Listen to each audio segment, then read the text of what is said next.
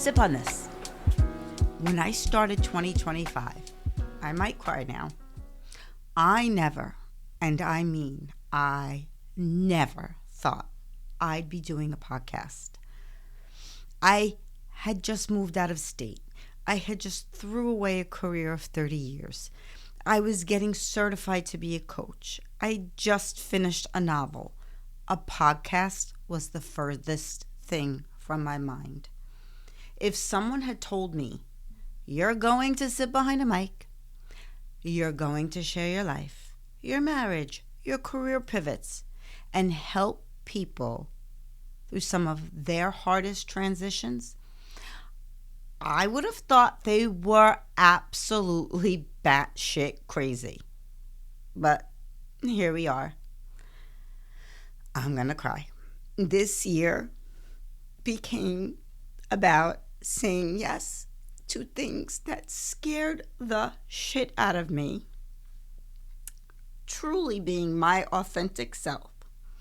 About using my voice, however imperfect, with my New York accent slipping out, unpolished, and sometimes, like at this moment, emotional, to tell the truth about starting over, staying married to the love of my life, navigating divorce for my friends who are going through it or have been through it, and rewriting the rules after 50.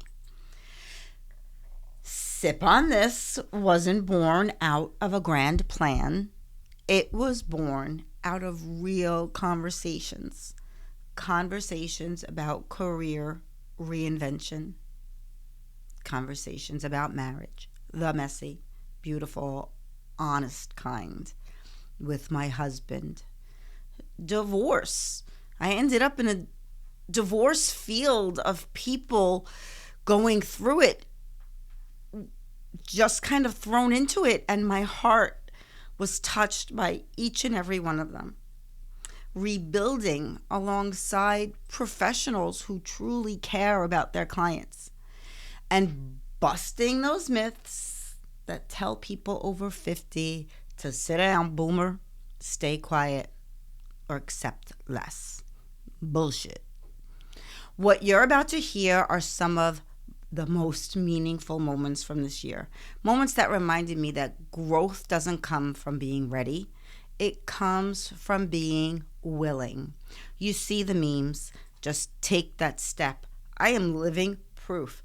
Just take the step. Everything else will happen as it's supposed to.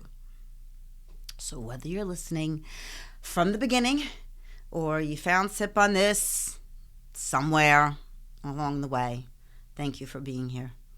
Let's rewind 2025 and sip on the moments that changed everything for me. I hope you enjoy these clips. Sit next to my husband and he's eating anything. It drives me crazy. However, I will be sipping, and most of the time it's coffee, sometimes it's water, and maybe even sometimes I might be sipping a glass of wine, depending on the day that we are taping this, recording this, whatever you want to call it. Taping goes back to the 80s from when I was a kid. So, if that bothers you, I encourage you to, when you see me do this, just step away or turn your volume down. But I do encourage you to grab your coffee, tea, or wine so it feels like we're just two people having a conversation.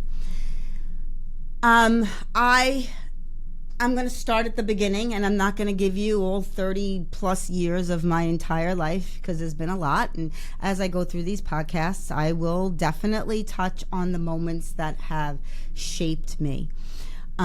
Today we're going to discuss career pivots, but I want to talk about my career journey, because my career journey has been pivots.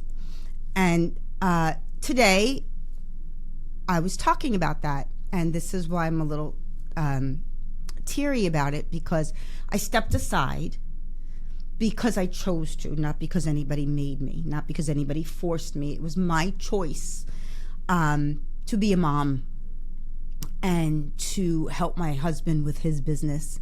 And then I didn't really decide to reach for what I wanted until I was in my 40s. One of the topics that drive me nuts is ageism. Started to happen. It started to happen for me literally when I went back into full-time into the workforce. I've never not worked. I've always worked. But my job always consisted of, I owned a business, so it was my business. I had my kids with me. I didn't really consider it work because it was my business. It was awesome. I had a home office and I had a storefront. I wrote online for online magazines, and I worked from home a lot before working from home was even a thing. I worked remotely. So when I went back to work full time out of the house, when my youngest was in kindergarten, I had just turned 40. And that's when ageism, started to peek its little head into my life. If you're unaware what it is, it's a prejudice or discrimination on the grounds of a person's age, obviously, often having ridiculous myths attached, such as these 5 common myths for women who are over 50. And it doesn't just have to be over 50, but today I'm myth busting over 50.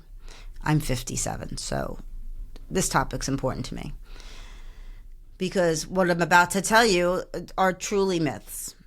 Now, ageism happens everywhere, but it can be particularly prevalent at work,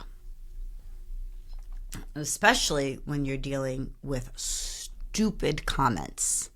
So what I'm going to say about stupid comments is this, and this can come at you from any direction.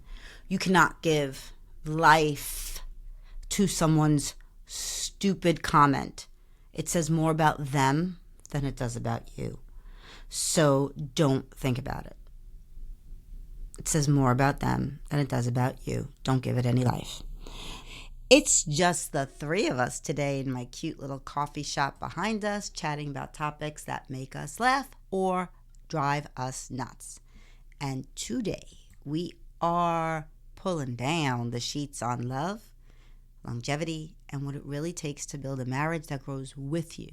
We're talking the good, the hard, the hard, the funny, and everything in between.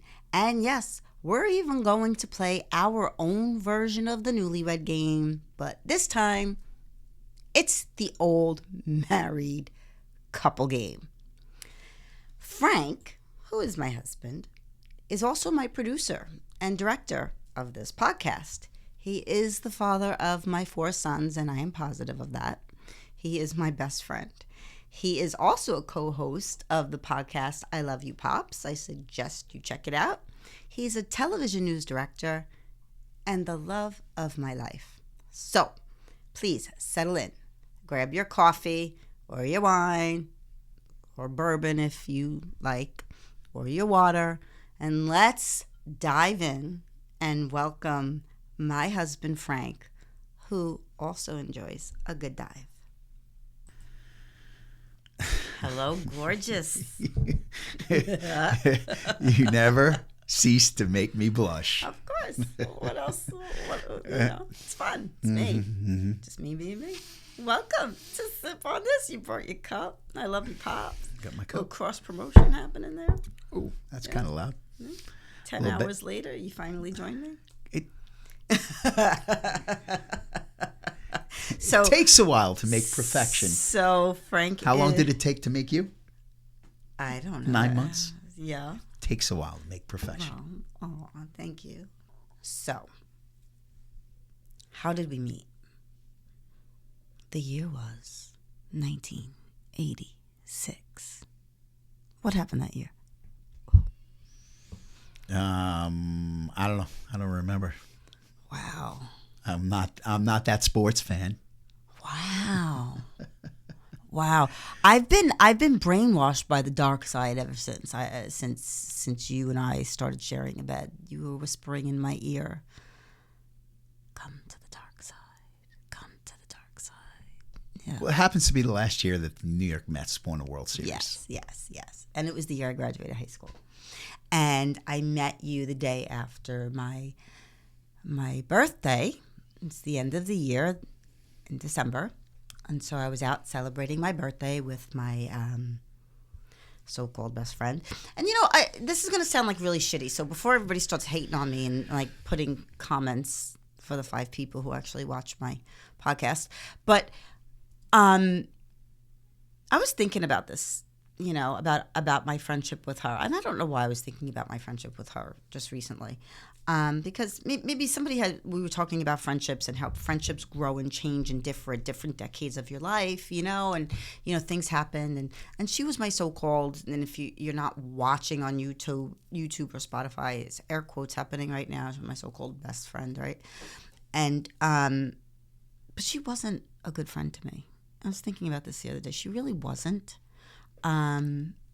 So, and I'm not going to sit here and, berate her and disparage her at all to say why she wasn't a good friend to me. But maybe that's why I didn't care about what happens next in our story. Or maybe I just knew that you were my destiny. Because if we want to be real, if my mother was like so into manifestation, although that's not what she called it. She called it, putting your intentions out there, you get what you want. Like, you have to just go for it. You have to make it happen. And my mother had predicted when I was a little girl, and she wrote it on yellow notepaper, the little small legal pads. She wrote who I was going to marry, what he was going to look like, the house we were going to live in. And I swear to you, she described you to a T. Somebody who was over 6 feet tall, blonde hair, blue-eyed. We're going to live in a yellow house with a white picket fence. Oh, my God, we did. Our first house, and even our house now, actually, is yellow. Or yellowish, peachish. Yeah, absolutely. Yeah. So she did. She described, I was 8 years old. So I don't know, after you killed me in our previous life and you drove the car off the road into a ravine, and then we had to come back in the late 60s to find each other again. Okay, anyway, I found you. Right, we have this story. It's a story. He killed me because every time we're driving, he drives like such a madman. I'm always like, you killed me once before in a car crash, in a ravine, and we had to come find each other to live our lives out again. So anyways, we had to do. Raising families like me, paying bills, they suck. Working jobs, that paid our mortgage, but didn't feed the soul. I have been there. If you've watched any of my other podcasts, I have been there. By the time we hit 50, a lot of the noise quiets down. Maybe you're an empty nester. And suddenly, we hear ourselves again. And maybe you don't like what you're listening to. And this is when people start feeling restless. Not broken, not lost, and maybe some of you are, but restless, ready for something different, something more meaningful. And it's what I've done. I've totally done this. Research shows that job satisfaction often increases after 50 when people pivot into roles that aligned with their values. It's not about climbing the corporate ladder anymore. It's about creating a life that feels aligned with who you are. Let's not sugarcoat it. Ageism exists. I have experienced it. Maybe you have too. And if you have, I'd love for you to drop a note in the comments. But here's the part that no one talks about. The fastest growing group of entrepreneurs in the United States, people aged 55 to 64. Yep, I said that. People aged 55 to 64. I kind of got goosebumps because I'm a solopreneur. I don't have a team. Well, I kind of have a team, but it's me. I'm doing everything. And I have some people who help me, but it's all me. People over 50 are statistically more successful at launching sustainable businesses than younger founders. And employers are finally recognizing that maturity equals stability, wisdom, and reliability. Age is not a limitation. It's leverage, baby. Experience is a currency. Use it, all of it. So when you walk into a room at 50 plus, you're not competing with 25-year-olds. You shouldn't. You're offering what no one else can. Perspective, resilience, and emotional intelligence. So own it. I do. I am not in competition with the younger set. I am here to inspire my generation. I am not online if people are saying, oh my God, look at her. Okay, oh my God, look at her. I am 57. I'm going to be 58 in 2 weeks. I don't care. I'm not competing with a 25-year-old. I don't want to. I have lived a wonderful, amazing, full life. And so have you. Not competing with the younger people. I'm here to inspire people my age, maybe a little younger, and beyond. First is, many people believe divorce has to be painful and combative. From your experience, what is the biggest misconception couples have about the divorce process, and how does mediation shift that narrative? So divorce is painful, right? Even when people feel really ready to get divorced, it is a loss for both parties. And I have never met anyone that likes sharing assets and sharing time with children, right? That's hard. Giving up money, giving up time with your children, giving up Christmas morning. I mean, those are all really hard things to do. So I don't think anyone can do anything about reducing the emotional pain related to making a decision to get a divorce. But if you go through mediation, you keep the control in your family about the decisions that are made about how you're going to do that. So in litigation, when you each have an attorney, the attorneys are really negotiating on the party's behalf. But when you're in mediation, you're negotiating yourselves. So, nobody knows a couple better than them, right? They know them. They know each other's work schedules. They know each other's personalities. They know their children. They know kind of how their family has operated while they've been married. And so that, I think, really lends itself to helping them create a divorce arrangement that's going to work best for the family, because they know. Right? So in mediation, they have a lot more control over the process and the outcome, right? A divorce is considered an uncontested divorce. So you could literally do whatever you want. I mean, I'll share the framework of the law and help them understand what does equitable distribution mean, et cetera. But if they want to do something completely out of the box that's super creative, that works for the two of them, they absolutely can. And it's encouraged, because the more time and effort they put into thinking about what's going to be right for their family, the better agreement they're going to end up with. That was just a few of the clips. I really hope you go back and look at the 17 episodes I've done for my first season of Sip on This. It's crazy. If this year has taught me anything, it's this. You can do things. You can do things. You can do things you never imagined you'd do. You can start over at any age. You can speak up. Speak up. Pivot. Rebuild. And create something meaningful. Even when you don't have it all figured out. Sip on This started as an idea I almost talked myself out of. Honestly, Sip on This, my first Sip on This started with me really pissed off at a micromanaging boss. And I sat in my car sipping on my coffee and did Sip on This as a way to say, get a load of this bullshit. And here we go. Sip on This. People saw it. People laughed. People said, you got to do a podcast. Okay. And I did. I almost talked myself out of it, but I had great support. People talked me into it. And it became a space for honesty, for courage, for laughter. Even if you're not laughing, trust me, I'm laughing. And real conversations that matter. If any of these moments resonated with you, I invite you to go back and watch or listen to the full episodes, from my career journey to marriage advice with my husband to divorce support with a mediator, mortgage experts, a dad who helps fathers through divorce, how to build a home office, and so much more, to my favorite, busting those myths about life after 50. So please subscribe, follow, and stay with me as we head into a brand new year, season 2. So grab your cup of coffee, cup of water, cup of champagne, because here is to growth. Here's to courage.